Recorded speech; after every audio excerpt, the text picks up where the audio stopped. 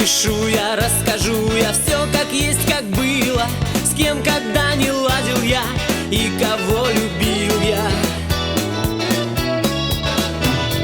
В первом томе детство опишу я, как нашел я каску большую-пребольшую.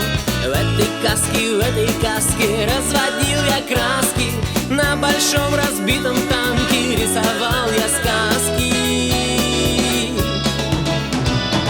Ну, пока рисую сказки я, жизнь моя, ты словно сказка.